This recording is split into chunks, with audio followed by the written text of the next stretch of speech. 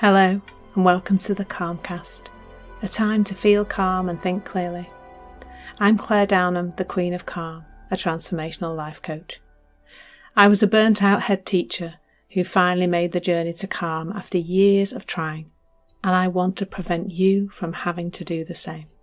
The Calmcast is a series of short explorations, gently guiding you back to your natural state, which is calm and clarity.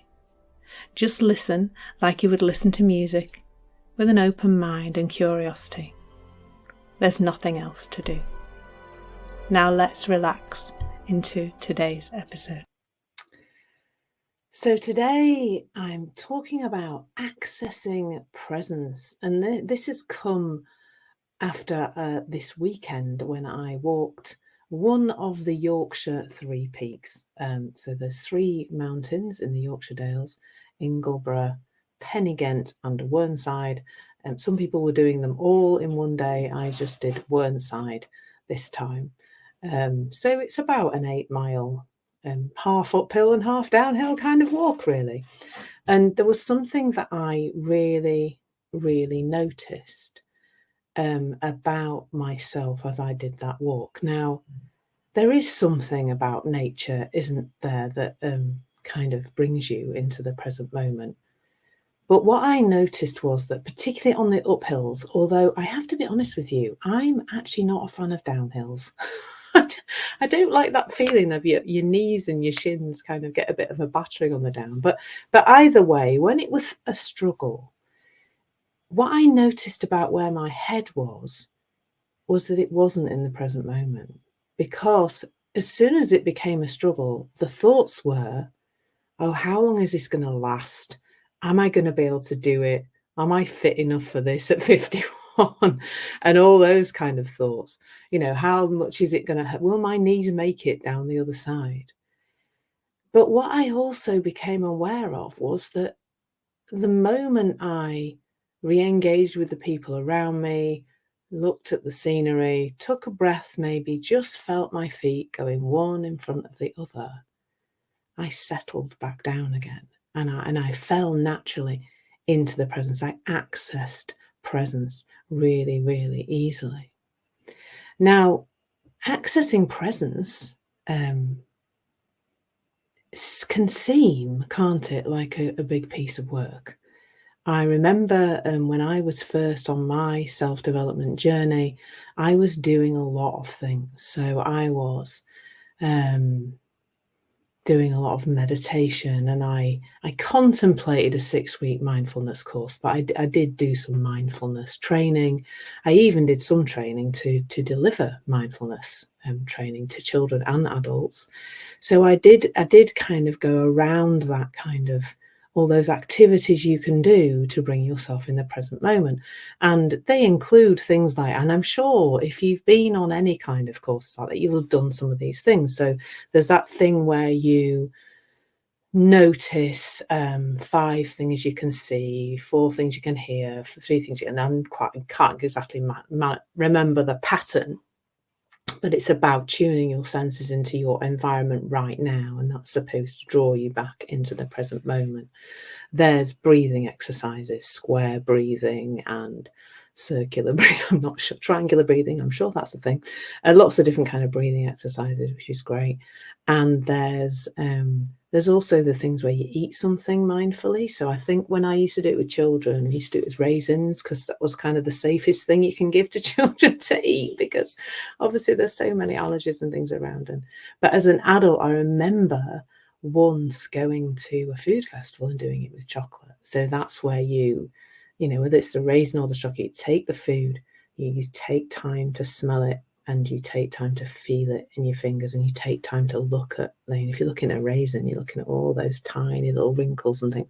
And the idea of that is that by focusing on this one small thing, you can bring yourself into the present moment. And that by practicing activities like that over and over again, you become more familiar with the present moment, I suppose, and then you can settle back into it more easily. Now, so that looks like a thing to do, doesn't it? To do a 6-week course on mindfulness and come out the other side more mindful and more able to access presence. But what I've seen more and more about, well, the first thing I have seen about presence, and this is something I'm seeing now in every single person I speak to, more and more, when I see somebody's innate well-being, which I believe we all have, I can then see that presence is their natural state. Like, if we kind of think that presence is something we've got to get ourselves to do by doing all these things outside of us, we're kind of, because we're looking in the wrong direction, because we're looking towards, oh, if I do enough of these activities, I will become more present. It kind of it's just a tweak in the direction we're looking in that can help. Because if we start to say, no, actually, presence is my natural state. When I'm not present, something's going on in my head, and that's all I need to know. And when I speak to people, I often find that that's one of the things, being more present is one of the things they would like. And so they're noticing that when they're in the business, they're thinking about their children. When they're with the children, they're thinking about the business. They're then, trying to whack as much work into the day so that they could be more present for their children tomorrow, trying to catch up all the time, and therefore feeling pretty exhausted and burnt out. And then if you're saying to those people, well, it's okay if you just do a 6-week mindfulness course, you'll be okay. It's just like, where can you fit that into your life? Do you really have time to do 6 weeks of mindfulness training? Possibly not. But what's missing in a way is that it seems like it's something to try and get that sense that this thing called presence isn't always available to me, means that I've got work to do to get it. And I think that's one of the things that gets in the way, the idea that we have to work hard to get it. And maybe that's the piece that we've got wrong, actually. That's the biggest piece I think that we've got wrong. Like understanding that, our feelings are a barometer of our state of mind, and all those other things that I share are great. But if you know that presence is your natural state, and that to access it, you just kind of have to be aware that you're not accessing it, that's so life-changing. And like when I was on the walk at the weekend, that's what happened. I was walking and I noticed I wasn't in the present moment because I was thinking about my knees and whether they'd cope with the walk, and would I be achy tomorrow, and blah, blah, blah. Or will I be shattered tomorrow, not able to do what I want to do? And then there was an awareness of that. And no beating myself up, and no, God, Claire, you're not in the present moment. Sort yourself out. You're the queen of calm. None of that. There's never any of that. It's just this noticing, oh, I'm not in the present moment. And as soon as you see it, there's just something magical happens, that you just fall back into that present moment. And there's a quote by Eckhart Tolle that I share quite a lot, and it is along those lines of, the moment you notice that you're not in the present moment, you will naturally fall into the present moment. And it is just that awareness that you're not there, because this ability to access presence is part of the same system that is your psychological immune system. And that is a system that has a natural ability to reset. And for many people I talk to, that's so hopeful, because they've spent a lot of time trying to get to these places of presence, of calm, of wisdom, of peace, whatever, love, joy, whatever it is they're looking for. But once you know that those things are always available to you, the only thing you need is a bit of patience, really. I feel like I should probably do a live about patience, because that's it. It's just like this morning, I received a message. I think it had been sent last night, but I'm an early riser and they're a late person. I read a message this morning that immediately sent me into a riled up state. Like, oh my God, she's at it again, kind of thing, this woman. And she sends the strangest messages, just like so bizarre. And I could feel that feeling, but I knew that I just get on with my morning. I'll just do what I need to do. And at some point, I'll feel more clear about it and I'll feel settled again. I don't need to do anything about that.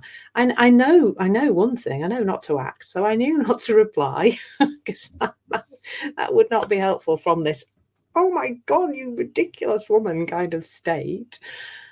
But I knew there wasn't anything else to do.